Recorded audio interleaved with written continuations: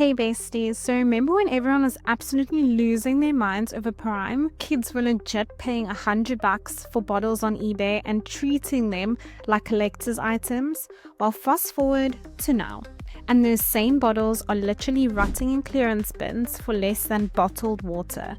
It's wild. The whole empire that Logan Paul and KSI has built has basically imploded, with profits down 92% in just a year and a half. But here's the tea. This wasn't just some random fad dying out naturally. There was a specific decision that triggered this whole disaster. I'm going to break down exactly how this $250 million brand completely fell apart, and why August 2025 is basically marking the end of influencers thinking they can just slap their name on a drink and make millions. Before we continue to how everything fell apart, I just want to ask you guys, my loyal viewers, to like and subscribe to my channel. I would really appreciate it, and I appreciate you guys. Now let's get into the next part. So before I get into all the drama of why Prime collapsed, we need to understand just how insane their rise actually was. When Logan and KSI announced that they were making a drink together in late 2021, everyone was like, yeah, whatever, another influencer cash grab. But no one could have predicted what happened next. By the end of their first full year, Prime had made a crazy $250 million in sales. That's not just good, that's absolutely unheard of. For perspective, Gatorade, which has been around forever and is basically the drink everyone thinks of for sports, makes about $6 billion a year. Prime managed to get to 4% of Gatorade's level in literally 12 months without having a huge corporation like PepsiCo behind them. That's actually insane. The obsession with Prime got so out of control, schools were literally having to deal with the black markets where entrepreneurial kids would buy bottles at retail price and then flip them to their classmates for 5 or 10 times more. I saw this viral TikTok of a mom in the UK documenting her 5 a.m. missions to different supermarkets, buying dozens of bottles before they sold out, just so a kid couldn't get bullied at school for not having Prime. Like what? The resale market on eBay was absolutely ridiculous. Limited edition flavors were going for $70 to $100 per bottle. There were literally videos of children crying with joy after getting Prime for Christmas that got millions of views. It wasn't just a drink, it was like a status symbol for Gen Alpha and young Gen Z. By early 2023, Prime had leveraged all this hype into some serious business moves. They signed this huge deal with the UFC. Arsenal Football Club brought them on as a sponsor, and most impressively, they managed to replace Gatorade as FC Barcelona's official hydration partner. Like, they pushed out a 50-year-old industry leader when they were barely a year old. That's actually legendary. The distribution spread super fast too. They started with just Walmart and Kroger, but then suddenly Prime was everywhere. They couldn't even produce enough to keep up with the demand, which honestly just made people want it more because of the whole scarcity thing. Logan and KSI were marketing geniuses about it, consistently keeping Prime in everyone's feeds, and they combined 50 million followers. Their best move was probably at WrestleMania, where KSI showed up dressed as a giant Prime bottle, and Logan literally slammed him through a table. It was ridiculous, but brilliant. It went viral immediately and functioned as an ad while entertaining the exact target audience. By mid-2023, industry experts were predicting Prime would hit $1.2 billion in annual revenue within 3 years. Logan was out there in interviews basically saying Prime was redefining what's possible for influencer brands. Even beverage industry veterans were shook. So January 2023 rolls around, and Prime's riding the insane wave of success with hydration drink. So naturally they're like, let's do an energy drink version. On paper, this made total sense. Same branding, same distribution, just add caffeine and boom, they'd be competing with Red Bull and Monster. Double the products, double the money, right? But oh my gosh, this is where everything started going downhill. They packed these energy drinks with 200 milligrams of caffeine per can. That's literally 6 cans of Coke worth of caffeine, or almost 2 full Red Bulls in one little Prime can. Health experts recommend kids under 12 have 0 caffeine, and teens shouldn't have more than 100 milligrams daily. So Prime Energy was basically double the daily limit for their core audience. They did put a little 18 plus on the can. But here's the problem. Everything else about the packaging looked practically identical to regular Prime hydration. Same vibrant colors, same logos, same influencer marketing, even the same can shape. For kids who are obsessed with Prime, the distinction was super easy to miss. And the parents, they had no clue. There were so many stories about parents accidentally buying energy instead of hydration for their elementary school kids, basically giving them a double Red Bull without realizing it. How terrifying is that? When Logan got called out about this in an interview, his response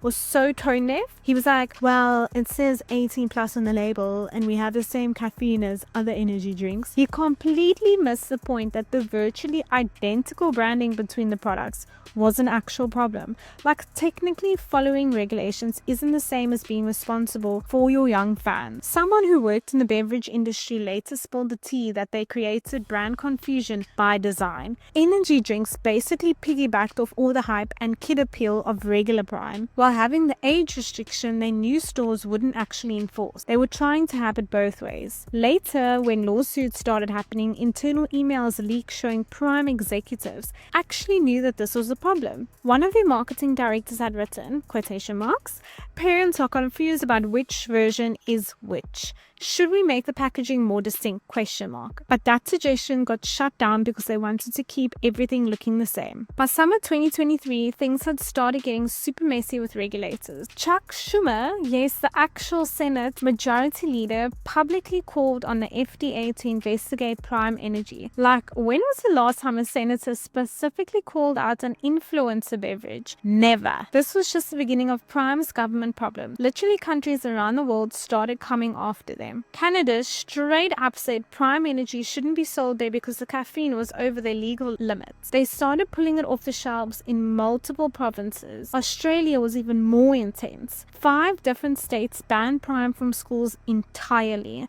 Some places went as far as making it illegal to sell Prime Energy to minors, which was super awkward since that's exactly who the product was being marketed to on social media. Norway initially banned both versions of Prime, the hydration for the vitamin rule violations and energy for too much caffeine. Even when Prime reformulated the hydration drink specifically for Norway, stores were still hesitant to stock any Prime products. So while Prime was dealing with this PR nightmare, the actual business model was completely falling apart behind the scenes. The first major red flag dropped in February 2024 when Refresco, the company that actually bottles Prime, filed a massive $68 million lawsuit against them. The court documents were super revealing. Prime had committed to buying 18.5 million cases over 3 years. Based on those promises, Refresco invested in dedicated production lines just for Prime. But when demand started tanking, Prime couldn't meet their minimum orders and basically ghosted their contractual obligations. One Refresco executive said in court, they built production capacity for continued hypergrowth that never materialized. When reality hit, they left us holding the bag. Brutal. This wasn't just a one-off issue. In March 2024, another supplier called, I hope I'm going to pronounce this right, Agrana, filed a separate lawsuit claiming Prime hadn't paid for multiple ingredient shipments. Over $12 million in unpaid invoices. Internal emails from Prime's finance team leaked showing them scrambling to secure bridge financing and exploring emergency credit options just to cover basic expenses. Not a good sign. By April 2024, Prime had to start heavily discounting just to move aging inventory. People started posting photos online showing Prime bottles in clearance bins for 99 cents, completely destroying the premium brand image they worked so hard to build. Okay, so let's talk about the numbers because they're honestly brutal. In the UK, which was like Prime's second biggest market, they went from making £112 million in 2023 to just $32.8 million in 2024.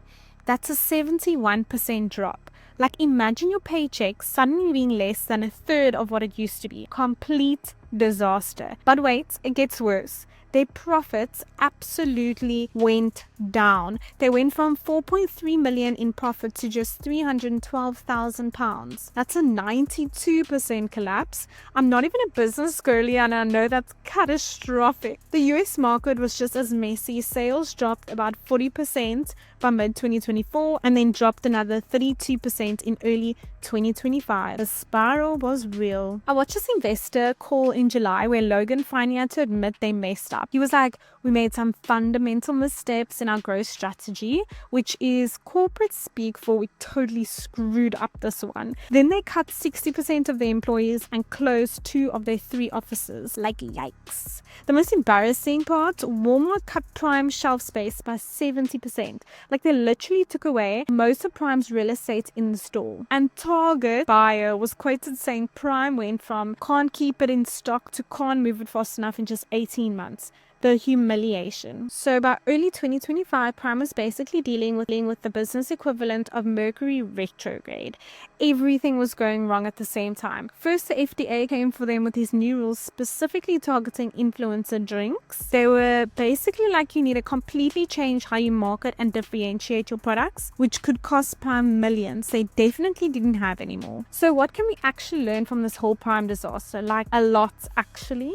First, Prime was never actually a beverage company. It was basically a hype machine pretending to be one. The drink itself wasn't special at all. Consumer Reports did these blind taste tests where most people couldn't even tell Prime apart from the cheap alternatives. The truth is, Prime was selling cultural clout, not hydration.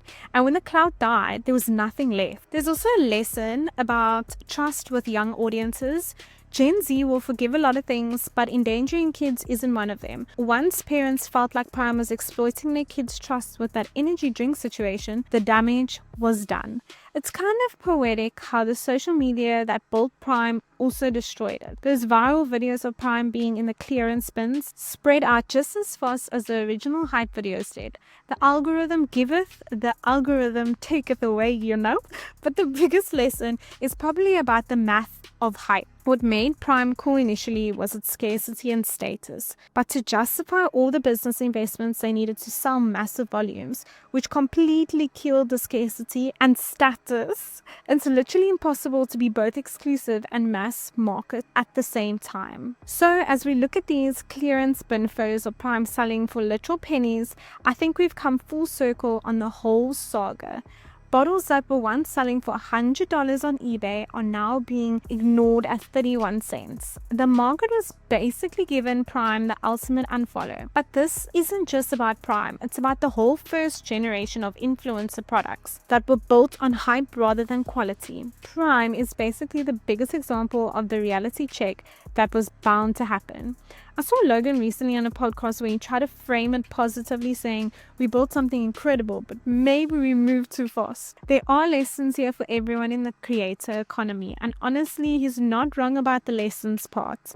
Those lessons are pretty clear for everyone involved. It's about not getting caught up in the hype. For investors, it's about looking beyond follow accounts when valuing businesses.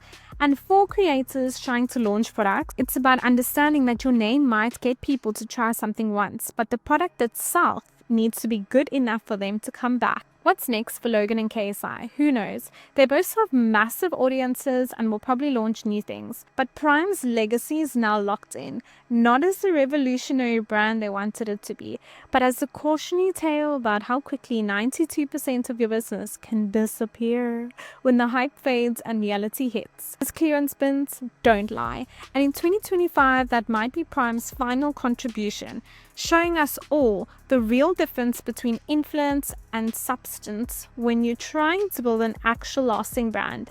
Turns out you actually need both.